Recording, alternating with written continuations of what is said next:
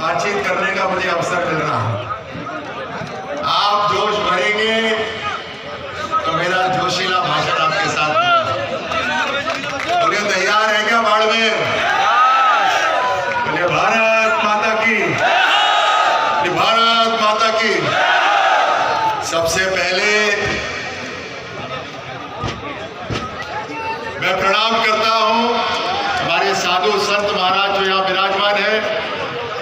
मैं प्रणाम करता हूं हमारे सभी मंत्रीगण जो पीछे मंच पे विराजमान है, सभी विधायकगण, सभी सांसदगण, सभी हमारे भारतीय जनता पार्टी के पदाधिकारी जिनकी वजह से ये सब संभव हुआ है, और खास तौर से मेरे सामने बैठे मातृशक्ति जो इस तरफ बैठी है, हमारे युवा साथी जो मेरे आसपास है, बाड़मेर का पूरा परिवार यहाँ पर मौजूद है, पूर्व सैनिक यहाँ पर है, सभी मीडिया कर्मी जो यहाँ पर है, आप सबको मेरी राम राम, मेरा बहुत बहुत प्रणाम।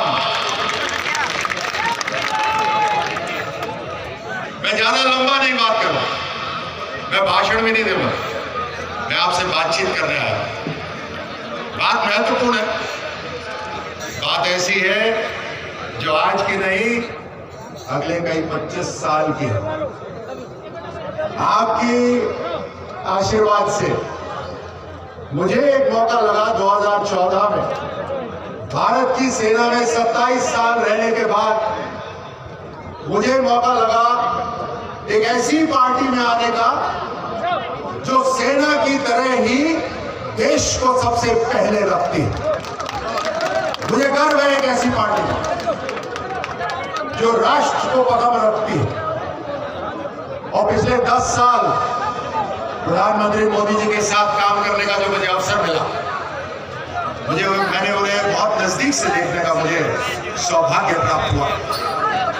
मैं आपको एक सैनिक के नाते कह सकता हूं, इस देश के खिलाड़ी के नाते कह सकता हूं, इस देश के योद्धा के नाते में कह सकता हूं कि अगर मेरा जीवन इस राष्ट्र पे कुर्बान है तो मुझे गर्व है कि आज प्रधानमंत्री मोदी जैसे नेता आज हमारे देश के अंदर है।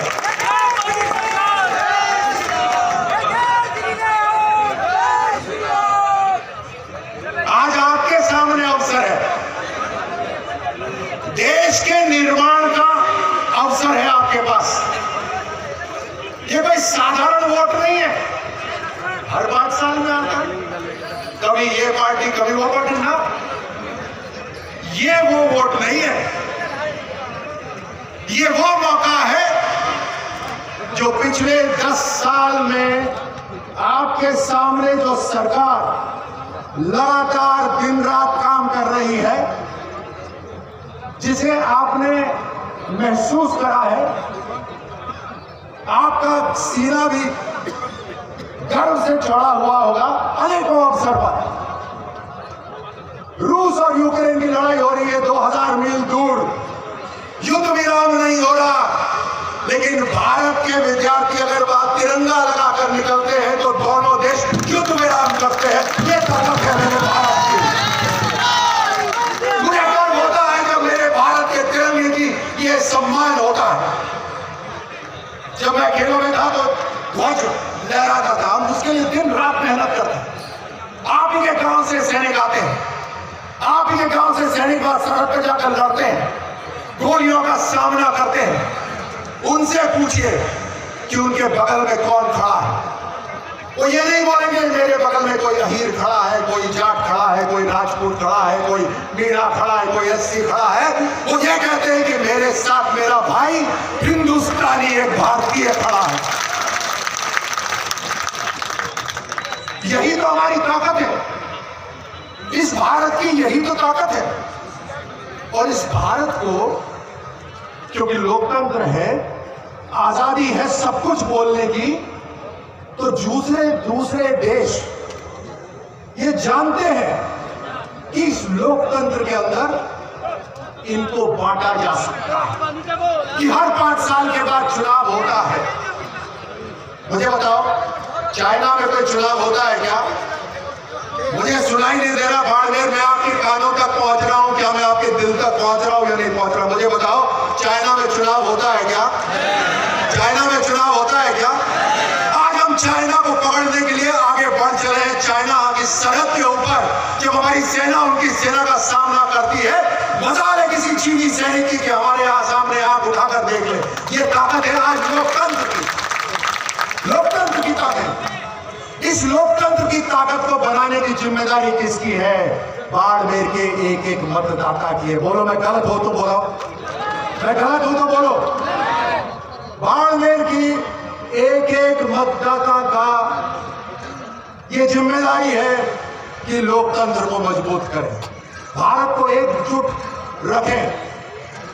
आज जब आपके गांव के अंदर किसी गरीब महिला के पास चूल्हा पहुंचता है, गैस का चूल्हा पहुंचता है, आवाज पहुंचता है, गर्व नहीं होता क्या? मुझे बताओ, आपको गर्व होता है या नहीं होता? आपको इतना गर्व होता है, मेरे रोंगटे खड़े हो जाते हैं जब मैं भारत की सरकार को देश के लिए काम करते देखता हूं, क्योंकि मैंने 40 साल एक साधारण नागरिक के तौर पे मैंने जीवन जिया है और मैंने देखा है आप सिस्टम के सामने झुक जाते थे, कहते थे सिस्टम ऐसा ही है। लोग तो यहां तक बोलते थे कि सिस्टम में मिल जाओ। बताओ होता था या नहीं होता था ऐसा? सरकार लाचार दिखती थी, नहीं दिखती थी? दूसरे देश भारत को दबाते थे, दूसरे देश भारत को दबाते थे। अब चाहे प्रधानमंत्री किसी दूसरी पार्टी का क्यों ना हो, जब भारत के प्रधानमंत्री को पाकिस्तान के प्रधानमंत्री देहाती महिला कहते हैं, चाहे वो कांग्रेस के प्रधानमंत्री मनमोहन जी क्यों ना हो, दर्द होता है या नहीं होता? भारत के प्रधानमंत्री, आज देखो पूरा माहौल बदल गया। दुनिया जब आपस में बात करती है तो सबसे पहले बोलती है कि भारत की मंशा क्या है। ये ताकत है आज भारत की। इस ताकत को देने वाला कौन है? ये ताकत को देने वाला कौन है? हर 5 साल के अंदर जनता जनार्दन ये ताकत देती है। जब 25 में से 25 सांसद आप राजस्थान में से चुनते हैं तो प्रधानमंत्री मोदी जी के बाजू मजबूत होते हैं। बोलो सही बोल रहा हूं या नहीं? पीछे जो बैठे सही बोल रहा नहीं बोल रहा? आप जब 25 में से 25 सांसद चुनते हैं तब प्रधानमंत्री जी के 5 बाजू हाथ मजबूत होते हैं। कई बार किसी को लगता है ये भी है, वो भी है, अरे इसने तो मेरे को नमस्कार नहीं कहा। और मैं गया था इनके पास डिजायर लेकर, तो चिट्ठी लेकर, मेरे को डिजायर नहीं।